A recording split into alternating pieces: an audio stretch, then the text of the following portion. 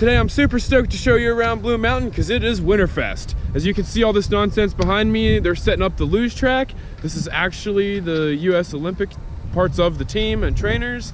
So I'm gonna get to do that later, along with hopefully pet some sled dogs, show you guys the ice sculpture, and my personal favorite, get into the snowmaking tour. Unfortunately, all this doesn't start for a little bit yet, so I'm gonna go make some turns while I'm waiting and catch up with you guys shortly. Welcome to the tour. My name's Nick. I'm the assistant Mt Office manager here. I started here in 2003 when I was in high school. I worked security the first year. I didn't like scanning tickets because that's what we had back in the day. It was so I did that for a year. He was still in high school in 2003. I was still in high school, and I switched over to mountain operations the following season. I worked ops until 2006 when I graduated. I left here. I went in the military for 5 years. I got out and I came back here. I got my degree along the way, and I've been here. I came back in 2011, so I've got a couple years here. Yeah, cool. Despite my age, yeah, gray hair. The gray hair is all from here. Yeah, I'll bet. Has nothing to do with my ex-wife. Oh shit, ex-wife already. Edit that part out. Edit that part out. She might watch. So, snowmaking is pretty simple. Air and water. That's all you need. The problem is the logistics, how to get the water and air out onto your head. So I always start with saying we get all of our water from down at the Akron. We pump it up from down there. We have a couple of various stations throughout the mountain that we pump it to. For example, I'm sure you guys have seen our ponds at the bottom of the mountain. We have a pond down there. We have two more ponds off your steers right, the Paradise coming down. Those are two big holding ponds, and then we have this one up here. Oh wait, say that again. You have off-site pump houses? Down, so if you're coming, we do.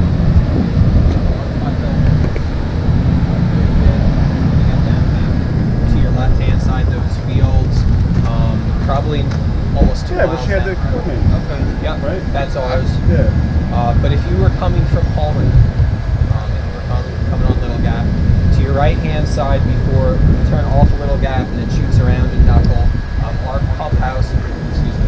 Sorry about that. Sorry. So if you're coming off a Little Gap, you make the right, you go around the Knuckle, you'll see a metal yellow gate off a dirt road. That's our Creekside pump house. So from there, we pump the water. It can either go into Pond 2 or it can go to a mid-mountain station that we have.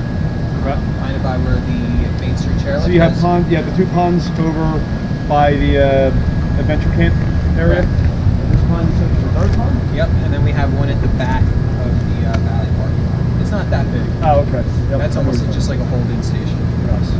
So we're pumping the water from down there, bringing it up here to one of our ponds. The Delaware Water Gap Authority really likes us because we pretty much store all the water, a lot of the water for them in the form of snow in the winter months. And then the summer months when they really want to push all the salt water out, we're naturally releasing it. So we stay in the good graces. A lot of ski areas, perfect example is Bear Creek. I don't know if you guys have been there. Yeah. So you're coming into Bear Creek off to the right. That's their only pond, and they're limited with how much they can take out from other sources. I know Elk Mountain's having problems with water rights and all that. Yeah. Now, are you limited to a certain amount of gallons you're allowed to pump out of the aquashipa? They monitor it. And this happens a lot in the early part of the season. Say we haven't gotten a lot of rain, we haven't gotten any snow yet. If that creek's too low, we just have to watch it. But you've got your detention ponds. We do. This pond right here, if it's a cold night like we had this last snap, we can drain this in a matter of hours if we're not constantly filling it. How deep is it? This one, I don't remember. 15. 12 foot. Okay. In the middle, it's pretty much the same. It's not lined with anything. It's just a dirt floor. A lot of places, especially in Europe, they actually line their ponds. It's like a concrete basin. Yeah. Some of them will put bladders in, but those guys over in Europe too, they're not using creek water. They're using pretty much fresh water. Yeah. It's a little bit different of an operation, but the concept's the same. Well, I've noticed once in a while, we'll be coming down like Paradise or Burma Road rather, and you get to the brown snow. Yeah. And you get a little mud. In the beginning of the season, it's real tough for us because we will fill our lines sporadically throughout the summertime, whether we're watering grass or Spartan needs it or whatever. But for the majority majority of the summer, those pipes just sit vacant. So when you go ahead and you start your pumps for winter, you're pushing all that scaling and rust out through, which makes it a little tough. A lot of people ask me if they can eat the snow. Sure. This one does eat the Not snow. the yellow one. So you might where all the animals pee and poop. No, we eat the yellow snow. You might want to think about that next time you eat the snow. We've been telling them that for years. We don't use any additive in our water. A couple of years ago, we used to use this product called Snowmax, and Snowmax's claim to fame was you can inject this. It's almost like a bacteria, actually. It's kind of funky, and their whole thing is if you inject this into your water supply, it'll allow you to make snow at a 1/2 degree warmer temperature. It's extremely expensive. Extremely expensive. You would go through hundreds of thousands of dollars. But it's actually kind of cool. The ski industry has trade shows every now and then, and they'll actually sit there with almost 2 petri dish looking things, and they'll put them on little chillers, and they'll take a drop of regular pond water, and they'll put it on the dish, and they'll have a little temp gauge there, and say it says 32 degrees. And then they'll have a microscope there that you can see the water droplet. Then they'll take water that has Snowmax in it, put it on the same dish, and you can actually see it crystallize. So in theory it works. It's really, really expensive. Right, and for a 1/2 degree, when you've got fluctuations in air temperature. It's tough. So something that is really nice that we have in Bear Creek doesn't are those cooling towers out there. So what their job is, we're taking water from the pond, we're shooting it out there. The water, you can see the pipes coming in about 3/4 of the way up. On top of each of those is a big, huge fan, massive fan. The water falls down on these little fin-looking things. The air pushes down and it cools off your water. So instead of making, snow with water that's maybe, 50 degrees, we keep it just above freezing. It's like 36-ish, 37. This time of the year, it really wouldn't be that big of a deal. But on your startup, it's a big difference making snow with cool water. Yeah, the ground insulates that pond and it keeps that deeper water warmer. In the valley, we have aerators. They look like little water fountains, and their only job is just to keep it from freezing, keep the water moving around. Because if your pond froze, obviously, it'd be like a blanket over top of it. It's one of the huge advantages to the fan guns too. The moving air makes it cooler, and it is nice. So we talked about the water. We can go in here. We'll look at it. This is our original older pump house. You are stepping above the pond. Don't be freaked out. Don't drop your phone. Yeah, zip it up. How do you know this guy isn't from Bear Creek? What's that? How do you know this guy isn't from Bear Creek? That's okay. We're such a small industry that, whether it's Camelback or Bear Creek or Montage, those guys are all pretty close with us. Yeah. There's no hatred. If, something goes down in their season, we have it, and they need to borrow it or they need to use it real quick, we're pretty open to it. So these pumps in here are all for your high side. Our water system here is broken up into 2 systems, the high side and the low side. It's roughly, for the purpose of this, I'll say if you were sitting down in this chute and you drew a huge line across the mountain, that's your high side, low side difference. It's 2 different water supplies. Back in the day, Ray Cutno, the original owner, he was an engineer by trade, and he was smart enough to realize that if we're going to put in all this pipe out of the mountain, if you want, let's say, 200 pounds all the way up to paradise on your guns. If you have one system, you're going to have over 1,000 pounds of pump. So we split it to make it easier on our pipes. But all these pumps in here will feed our high side. These back here, these are 3 cooling towers you made and it's just monitoring the temperature. When the temperature in the air gets to a certain point, it'll tell these pumps to kick on and say, hey, let's chill the water. It's cold enough to do that. And that's all automated now? It's all automated, all of it. I talked to you guys about pulling water and moving water around from our different feeds. This right here, this pipe right here, this 24-inch line that goes from here all the way down to our mid-mountain by the Main Street chairlift. And that's how we'll fill this pond up here.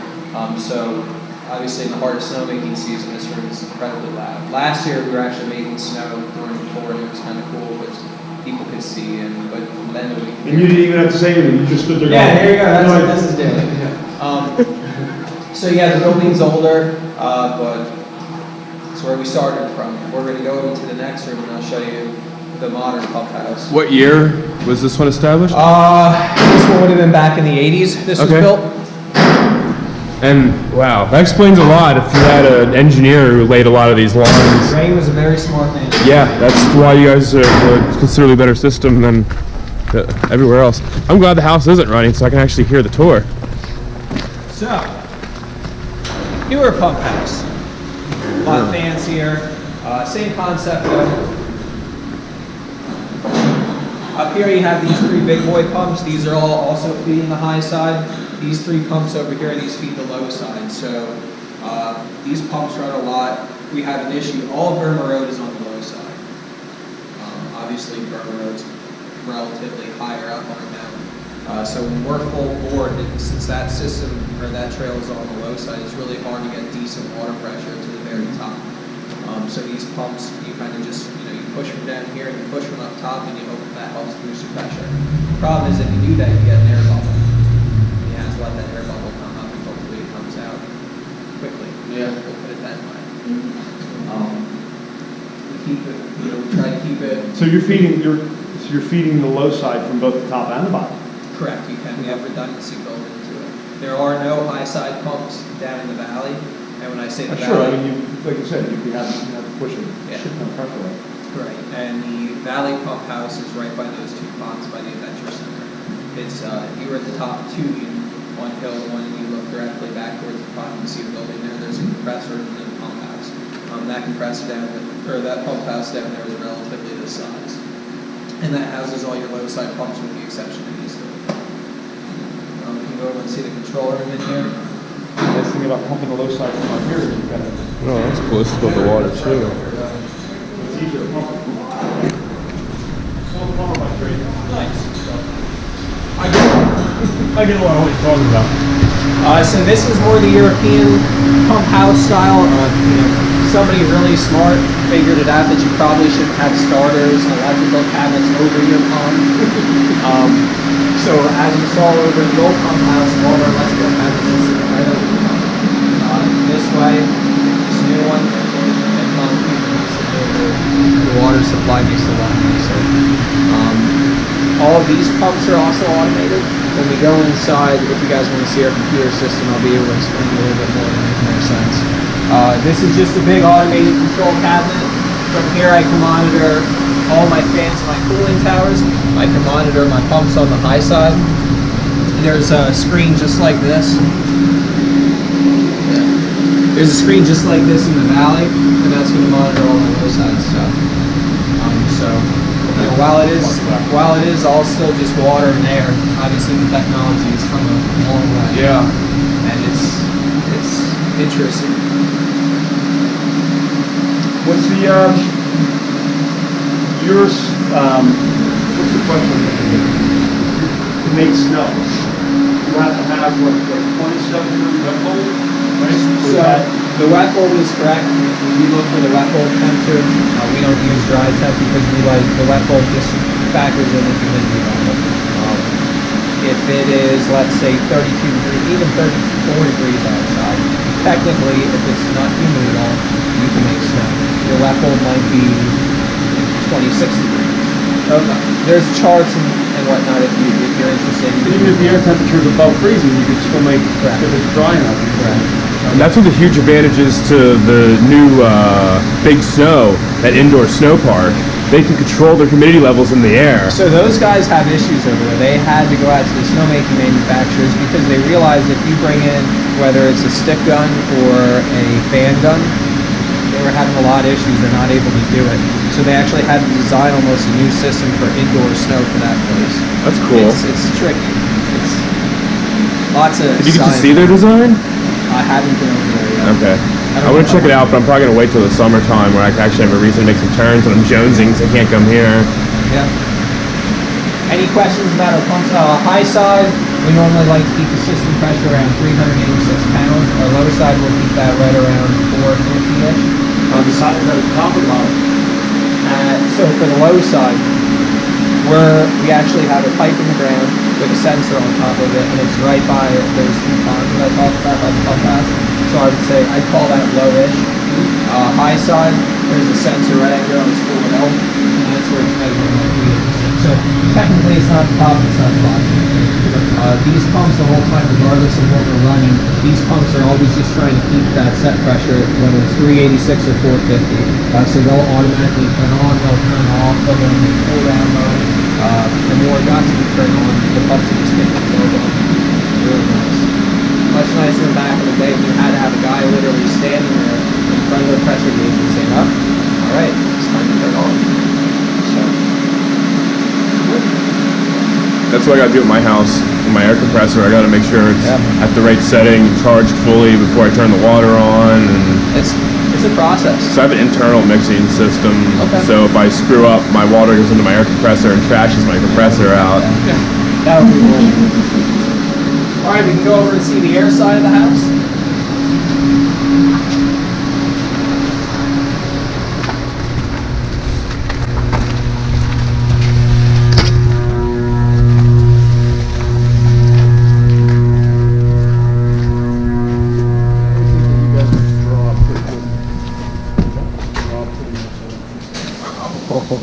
You guys may hear a compressor turn on, it's just nothing to worry about. So up here is our stomach compressor room. The other half of it, all the air comes. This is why your lift ticket is $70 when you come here. They are extremely expensive to run. They're all electric motors. What's the power bill for these suckers? A lot. Yeah. A lot. We'll just call it that. Yeah. How about, do you have kilowatts per hour or? A lot. A lot. So you have your storage pretty much your system is your piping system. Correct. Like Correct. There's no booster tank or anything like that. Back in the day, I don't know if anyone remembers it, but at the back of the Valley Lodge, we used to have diesel air compressors that sat there, and we used to rent them for the start of season because we didn't have our 3 compressors in the valley yet. Those are a newer addition.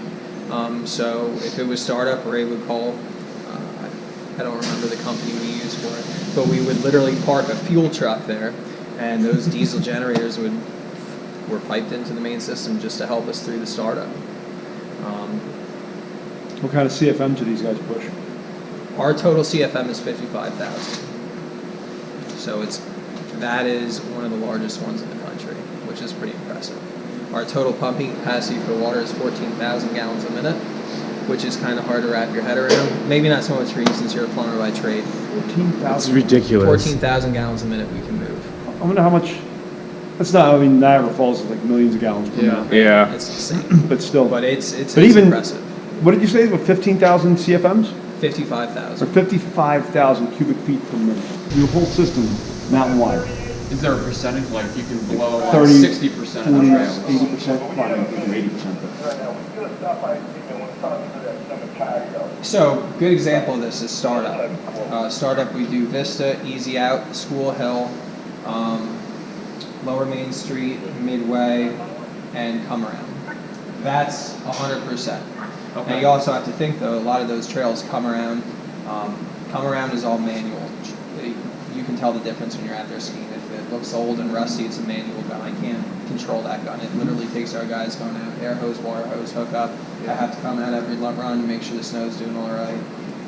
That's why you get paid to do it. Yeah. But like Midway, Main Street, that's all automated guns. All those I can turn on with a click of a button. We'll go inside the computer and I'll show you how that works. But it just depends. A good example of this is take one of those older guns like on Come Around. That's using roughly, we'll say 550 CFM of air for one. Valley School has 33 guns on it. Those are all the new low E guns. I can run all of those guns down there for less than the price of that one gun for air consumption. Because you've got the fan helping blow the... No, those aren't fans, those are sticks. So those Yeah, sticks fan are guns going to use like 20 CFM for one of them. So 20 CFM, who's good at math? 20 times 30, what is that roughly? 500? 500. So yeah, I can run all of Valley School East and West for the price of one air water gun on pump. So that is the way the industry is moving into, because they're saying, hey, these compressors are ridiculous to run. Yeah, it's much cheaper if you only have to run 1 or 2. The problem is that a low energy gun will not get you the snowmaking production as much as that air water gun at warmer temperatures. So by warmer temperatures, I mean from 30 degrees down to about 26 degrees. When it gets colder, that low E gun is going to be right there with the big air giant. But you need it to be cold. So for us to put low E guns on Vista, easy out, come around, probably not a good idea because we need those trails to open. So. How come you have the little air compressor there in the back, and you have all these huge ones right next to it? So these things have what's called seal air. When you turn these compressors on, you need a certain PSI in the lines for them to be able to run like your pre-lube pump, which is just warming up the compressor. So you're priming the lines. That one, that air compressor, and then there's another one down there. The whole time they're just trying to keep 100 pounds in the little lines that are all throughout here so you can start the air compressors. Now once these are all running, you won't hear those, I mean, well, you won't hear anything in here because it's loud as heck. Yeah. But once these get up and running and fill the system to 100 pounds roughly, those will die out and you won't have to worry about them. Cool, so they did just prime the lines then. Pretty much. Each of these are 1,000 horsepower. We have 3 down the valley are a little bigger. They're 1,250. We talked about the power bill a little bit, not last winter, but the winter before that. PP&L and all the power companies. See with Christmas card? Oh, they give me a Christmas card. So, because Blue Mountain's such a nice place, we have a partnership with them, and we pretty much say, hey, when your demand in the grid is extremely stressed, times it's stressed is the dead of summer, everybody comes home and turns on their AC. Yeah. In wintertime, everybody comes home from work and cranks their thermostat. So those periods of time are normally like 5 o'clock in the afternoon till about 10 o'clock in the morning. If you choose, you have to kind of play roulette with it almost. If you choose to run on what you think is a peak day, so if it's 0 degrees outside, and you choose to run your air compressors during that time, you will get slapped with an ungodfully high bill. I think it was 2 winters ago. We had an additional $450,000 bill that showed up after the season, and they said, hey, we picked January 2nd to be one of the peak days that you guys ran. So, Couldn't you get capacitors or something where you could charge? You need gigantic ones. You almost have to have a little power plant here. It would be insane. But So what we do now is we have a company that I won't say works with the power company, but they work aside them, and they will send us an alert and they'll say, hey, there's a really good chance today will be a peak day. So on, I can't think how many days ago it was, maybe 4 days ago, whenever it was like 10 degrees outside, we actually shut down the night shift, shut down everything at 5 a.m. They turned off the pumps, they turned off the compressors, we were done making snow. Even though it was 10 degrees outside and we could have killed it, we're not taking that risk. That Okay. makes a lot of sense when we're watching like, the webcam, like, why the hell are their guns not? not on? Yep. Okay. And that's what we'll do because we're not paying $450,000. Sure. Now, No, Barb could say, you know what, the heck to it, I don't care. But Yeah. I really just watch the But, webcams we've too. been looking at the days that we've had up here and like the holidays. And we were up at Sunday River, Maine, but other families that were here, heard it was dead. Yeah, it actually wasn't crowded at all That's compared to. she's not making money. it's tough. Yeah. It's tough. I mean, then you also have to play the card of how much snow is enough. Razor's Edge is a good example. Yeah. How much snow do you want to make? Do you want to make... On razors, we went like 8 feet. So do we, because we want to be done with it. Yeah. But the problem is, it's not good for it to be May and still have snow out there because you were just throwing your money out the window. Yeah. But Just let us keep skiing it. That's all. But in the same breath, you have to be prepared if you get a warm spell. And this rain that just came. Yeah. I heard all the racers and stuff put in money towards that particular run with upkeep. Is that actually true, or are ain't those got that rumors money. on the mountain? I don't pay that money. Rumors, No, I know. We're in the race program. I'm in We BM1, I pay- don't pay it. Right, Yeah. we pay a lot of money. I don't know how she allocates it.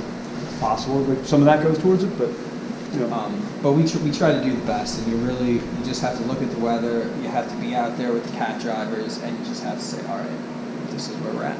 Yeah. Here's what we can do. Here's what we can't. Let's get her doing. That's right.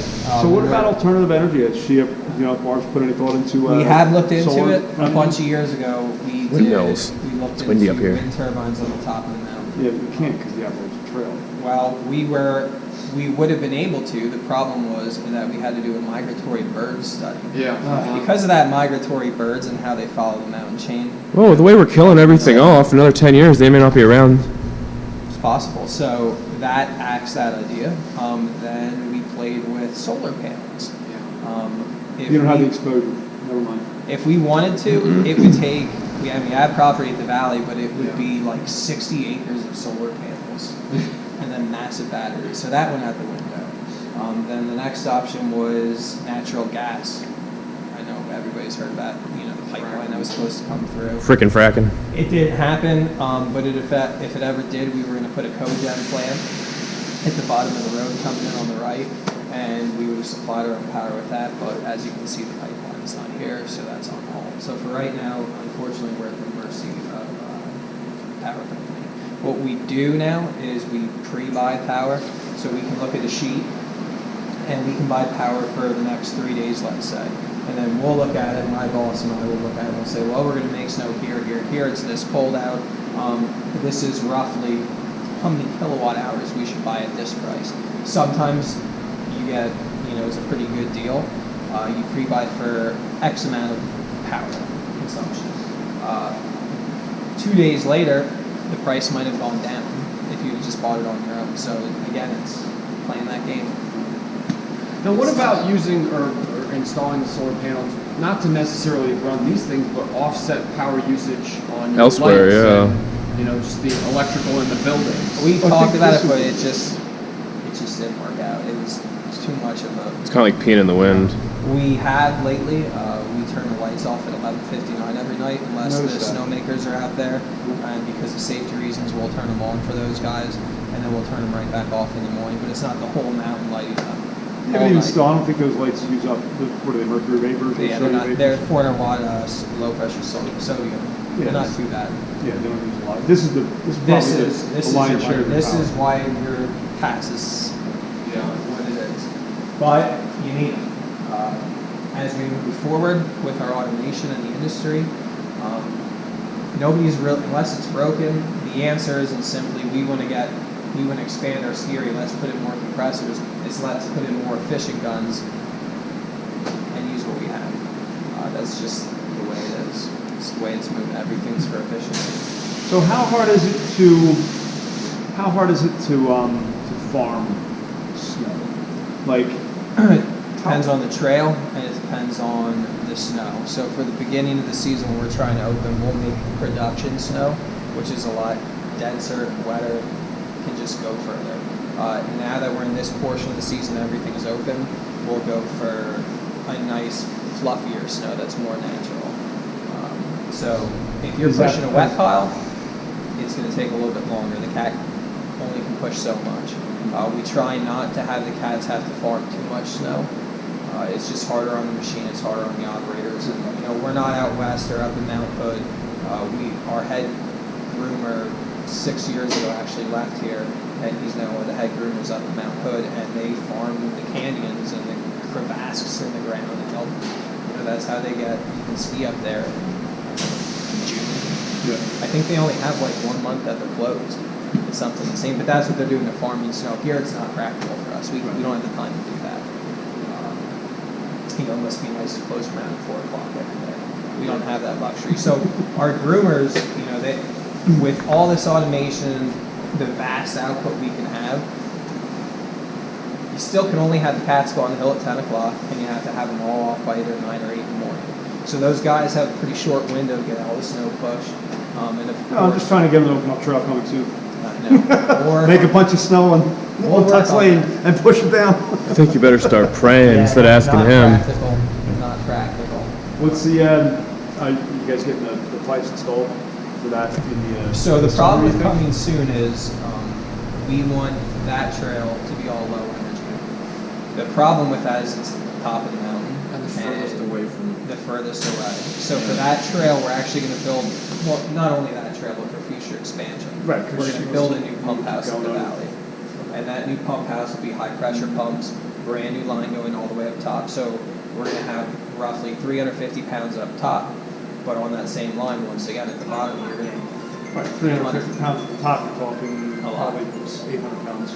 and our pipes in the grounds just can't take that. They're old. A lot of our pipe, when it was bought back in the 80s, was used because Ray wanted to save money. And he did, but that used pipe is starting to show its chinks out This there. is still Well, yeah, involved. like what was it, a year or two ago? They had to dig out the bottom of razors, like where it comes into falls there. That blew up on us maybe 2 months before ski season. Yeah. Oh, okay. So you were working there Back again. there again. There's underneath the ground there's a Y of like 6 pipes that come in and all intermingle. The pipe's just old. Yeah. And it's tough to tell your owner, hey, you need a new pipe when can I make money off that new pipe? Well, no, it's not a hamburger. You're not. Yeah. You're not making any money off of it, but it's going to save you down the line. So we're there. Infrastructure will kill you. Yep. But if, I mean, look, you get that one in, you get that new line in, and you're pumping all that.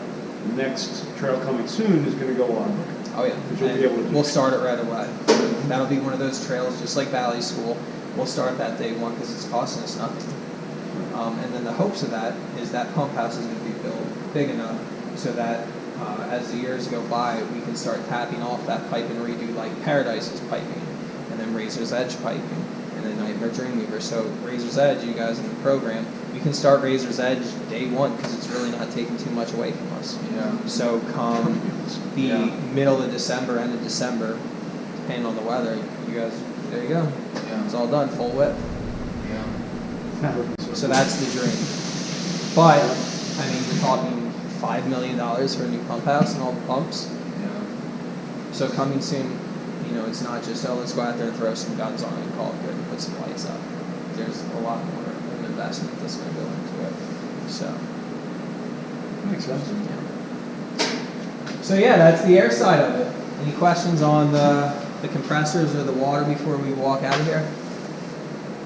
Any other questions? It's extremely loud and warm in here. It's nice. As you can see, the guys like to hang their stuff because it's just so much airflow. Now I know what we're doing. Next time we're out here training in the rain. Yeah, just come we're on bringing in. the stuff over. Yeah. We're going to hang it up in here.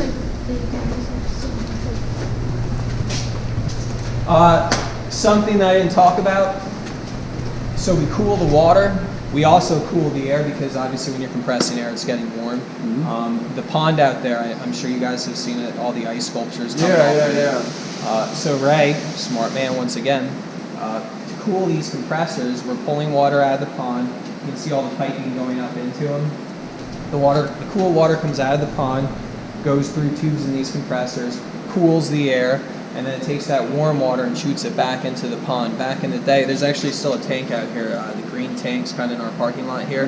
Those used to house that used hot water from these compressors, and we used to pump it through the floor in the lodge here to heat it. So it's like a geothermal kind of thing. That's cool. Yep. And then it would come back into the pond and start the system all over again. So He doesn't use that radiant heat anymore?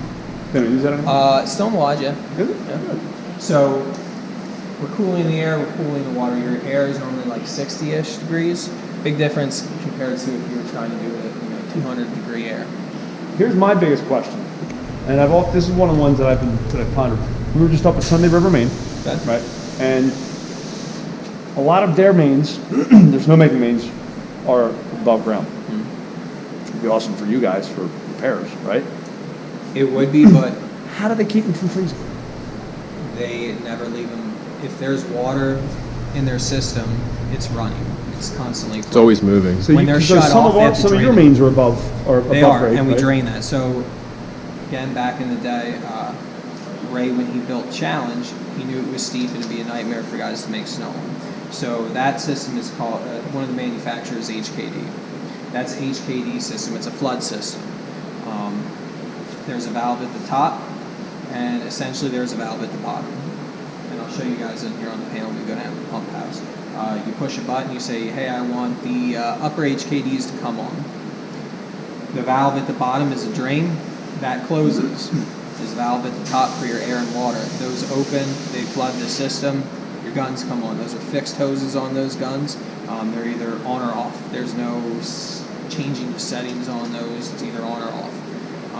When you're done making snow there, you hit the off button. Your butterfly up top closes. Your butterfly at the bottom for your drain opens. And it drains all the water and air out every time. Because if you had above ground pipes, you'd have freezing issues. I think it's only happened once that I know of, and I was of course working that night when I was in high school. The exposed lines on Homestretch to your left in the woods there between Central Park and Homestretch, that's where those lines go. One of the valves malfunctioned at the bottom. We didn't know the drain never opened, so it was closed the whole time. We thought it was open. It was a cold snap, and I think like 2 nights later they went to make snow and nothing was coming out. We went over the pipe, went over the water line, and smacked it. We're like, oh, that's frozen. So we laid straw on top of it and lit it on fire. It's the only thing you can do. So that's how some of those places get away. But they have to drain it every time they're done. Now the water that's draining, is that the water that we see draining underneath when you get onto the 6-pack? No, that's just natural runoff. Okay. When they put in the 6-pack in 2006, because of the design from the lift manufacturer, it's actually below grade, which obviously you can tell when you go to get on it. Because of that, you have water issues. So we have 2 pumps that are kind of further down here. Next time you're on the 6-pack, look down to your right. As soon as you get off the loading ramp, you'll see a grating and some riprap stone on your right. That's where those pumps are at. And they pump it up, out, through the parking lot, and over to pond 2. The issue is when it rains like it just has, if pond 2 gets too high, that water will back up in the lake challenge, as we call it. Yeah. It's a real treat. It's a real treat when one of those pumps dies in the middle of the season and I have to go in there. Waders on, and they're heavy. But those pumps are running constant. We were down there, I think last year or something like that, just waiting for Jerry to fall off the chair at the bottom right into the pond. I saw that actually last Lake year. Challenge, I like that. The girl getting on the 6-pack, she like fell, the chair went over, and she reached up and grabbed the chair and it drug her right off the runway into the water. And then she just laid there and cried. Everybody laughed. It was packed too that day. That's terrible. I was like, don't laugh, because I was right behind her too. Don't laugh. Yeah, I was like, hide it. With the exception of right there on Challenge and Home Stretch, all their pipe is underground. It's just different ways of doing it. Right? So this big compressor for? What's that? What's this big? Yeah, pressure washer for. Pressure washer. Yeah, that's what I meant. What's it for? Just pressure washing the vehicle. Oh, actually cleaning. Like. Yeah. Oh yeah.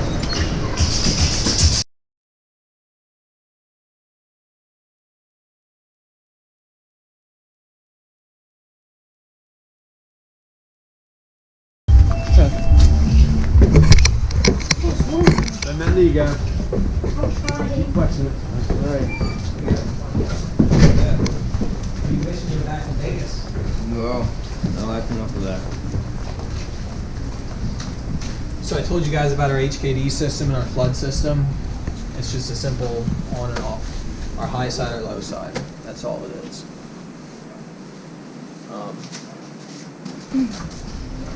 So it's kind of ripped apart. But down on Valley School, I talked about our efficient lances down there. That's something like that. You have air in the middle come in, your water all around, and that's all it is. But it's the same thing. So that's atomizing. So you've got. So these are your nucleators. You want to get. If you had no nucleation with a snow gun, it would pretty much just feel like it's raining at you, and it'd be, even if it was cold, it'd be really small little pellets. It wouldn't be a nice snow. So you have to nucleate in order for some good snowmaking. So with this particular gun, these two are always on. Your nukes are always on. As it gets colder, it'll turn on different portions of this, and the computer So takes this care is of all that. just air that comes out of these? It's an air and water mixture. Okay. These are just purely water, though. Okay. And it's just mixing. Over here. So the same thing with the original gun. Yep. You know, that's just, you're just relying on that air pressure, so the water crashing into that Yep. side and the air pressure blowing it to atomize that. Right. To try to get it to. But that makes a better quality snow. It will. It will. That'll make more snow at warmer temperatures, though. This needs to be cold. Like, I wouldn't even think about starting those Evo. That's that style gun. It's called a Rubus Evo. I wouldn't even think about starting these unless it's like 26 degrees. Or you're just throwing money out the window. So we'll go in and look at the automation on the computer. My lovely office. At least it's a corner office. True. So this obviously you can tell is the mountain. All of our automated guns, so we have Tuts Lane, Paradise, Nightmare Dreamweaver, Razor's Edge, All the guns on Razor. Lazy, both sides of Main Street, Valley School, Midway, and our fans out here. Everything here, all these dots obviously represent a gun or a fan gun. I can do everything from the comfort of my office. So if I want to turn like one of these T40 fan guns out here on Vistom, it's just as simple as opening it up, hitting start, checking my quality, and off it goes. It's nice. If I want to start up, since you guys, if I want to turn on the top part of Razor's Edge, I would literally select the trail and I'd hit on, and all of them will come on. It would take probably, if our system was at full pressure with water and air already in, if I click start, it would probably take 5 minutes and all of them would be on. As opposed to something like a Burma Road that's all manual. If I have to send the guys out there, it's probably going to be 2 hours before all Burma started. Yeah, Sure. yeah. And there's your Right, cost Burma, savings. Sidewinder, switchback, Yep. right? You got a lot of manual guns over there. I can monitor all my pumps. So these are all my compressors up top. These are my pumps all up top. These are my cooling towers. I can also look at the valley compressor room and all my valley pumps. All with the click of a button. This is all Techno-Alpin software? Yep, this is all Sweet. TA. All of it's TA. Did they come This in and portion. set all this up for They you? did. Yeah. They did. The software upgrade. So for example, if How I long want ago did they do to... that? this computer, our last upgrade was in 2015. We're hopefully due for one soon. I'd like that. But if you want to change, just, if you want to, say we automated Burma, for them to make any changes on this software, it's a $10,000 price tag, regardless if you're changing one gun or 500. Their engineers need to get paid too. Yeah. Bad thing about it is, since the computer system's so expensive, that's our only one. So if that goes down, There's no redundancy on that. not that. It's scary, isn't it? But it's tough to tell admin you need a $10,000 computer just sitting on the shelf just Yeah. in case. This little box. Yeah, so this Well- is this Techno. What's the name of the Techno-Alpine. Techno-Alpine. That's the operating system? No, you're running Windows. So It's you're on depending Windows. on Windows. Yeah, but right, and then their software is just laid on top of it. But I mean, Windows has gotten a lot better, but still. We've had scary, issues. yeah. Or no, that All of our was- wire out there in the hills to all these automated guns is just this little flimsy wire. It's 4 wires of blue, gray, It's phone white, wire. and copper. It's basically phone wire. It's really fine. How many squirrels do you have out there eating this crap? A lot. Yeah. A I saw lot. a couple of them running across the... Squirrels, mice. Uh-huh. Have It's they- tough. Is there any Yeah. is there any like wireless systems on the horizon, or So all of our like fans, in the industry? with the majority of all of our yellow fan guns all talk wirelessly. They Okay. have a little antenna on top of them. They either talk to the valley or they talk up to here. So they all talk actually through that gray box Okay. and then go back in through the computer, and I can control it from that. A lot of people aren't doing it, as you can tell. Mountains have ups and downs and valleys. Midway is a good example of that. The yellow fan halfway down Midway on your steer's left, that one's in a really funky spot. And if the breeze is blowing a tree the wrong way or something, I'll lose comms to it. Yeah. Right. So a Can lot they of put these. can you put a repeater in? Yep, you can put repeaters in. That's why we have. We had a lot of issues before with down at Valley School with our arm. That yellow one that's out on the arm. Yeah. That wires cost next to nothing. But Relatively. it's the installation cost and the maintenance. Insulation. Did you guys have anything to do with that cell phone tower being put across the hill We there? didn't. But it helps. I know a lot of people are happy. Yeah, absolutely. I actually have phone service down at the bottom now. Yeah. So automation's definitely the way to go. Camelback, they are nowhere near as automated as we are. They did make that huge gun purchase this year, but they are all manual guns, so they still have to send guys out to turn those on and off. They can't just flip a button. Those guys obviously have cooler temps generally a lot sooner than we do. If you go to the top of Camelback and look towards the back of the mountain, you can see us from there. So, I know their ops manager there real well, and he gets so frustrated because he'll get temps, let's say, 4 hours earlier than us on a cold night, And we watch each other's webcams. And he'll watch. But you're our getting their guns webcams. on at the same time. We'll get ours on sooner than they have. Yeah. Because it only. I'm done. Yeah. It's really nice. And now you can have this. You can have it set up like you can turn all those guns on right now, right? And then if I had air and water, and it was cold enough. Yeah. I mean, but you could turn them on and have them set up so that as soon as it gets cold enough, they'll turn on, right? They'll just sit on standby or whatever. So that's the European way. Europe likes to give the guns complete control. I can go in the software and I can say, hey, we're closing at 10 o'clock until patrol's done. Let's say at 10:45, if I have the proper wind, I want you to turn on, and I want you to turn on at middle of the line quality, and they'll start themselves. Unfortunately, our compressors aren't automated, so that wouldn't work for us. But over in Europe, yeah, they give complete control of their system. And you could be sitting at home and you'd be like, oh, look, we're making snow. The compressor's turned on and your pump's turned on. If I start this system, though, it will start my water pumps. It'll start filling everything. I just have to go out and manually turn on the air compressors. So we're getting there.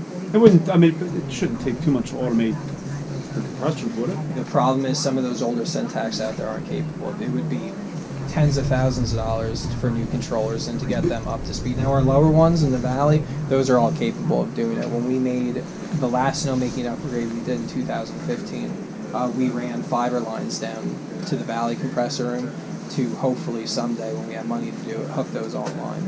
Which would make me really happy because I wouldn't have to drive down the valley as much anymore. We have temp probe. Well, why drive? There we go. All these little boxes right now, they're yellow because it's not cold enough, but when it does get cold enough, these will turn green. So this is a good example. This is telling me dry temp is 36.9. It's close. And that's always a tough call if you're sitting in here. And I always leave my weather up. And if I look at it, sorry, Katie. No, it's all good. We're training. So it's tough if you're sitting in here. You're realistically you should, if it's 5 o'clock at night, and you're just starting to get temps, but at 10 o'clock at night, a warm front's moving in. Even though you have cold temps here, and you might have like a 2-hour window, it's really not worth it until you turn all those on and. The lights in Palmerton dim from the electric pole. That's always the joke. I grew up in town, and everybody always said, "Oh, I knew Blue Mountain was running because of our lights dim."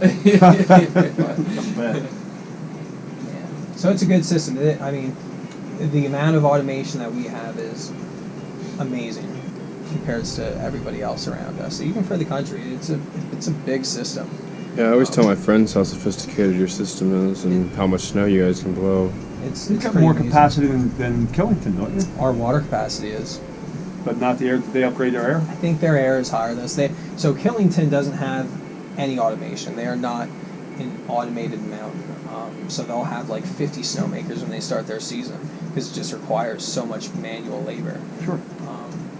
So because of that and older style guns, they have to have a higher air consumption. But they get their snowmakers started in like September. Yeah, and then they lose like half of them by November because it's a tough job. Yeah. And with that, the industry is just really changing. I don't need 10 snowmakers, at I don't know, we'll say $5 an hour. I need 5 snowmakers at $25 an hour. I need that smarter guy out there working on stuff. And I'm getting older. I don't want to go out in the cold anymore. So somebody can hop up and do Ah, come on, you're what? You're 35? 32. 32? 32. Come on. But yeah, it's really nice.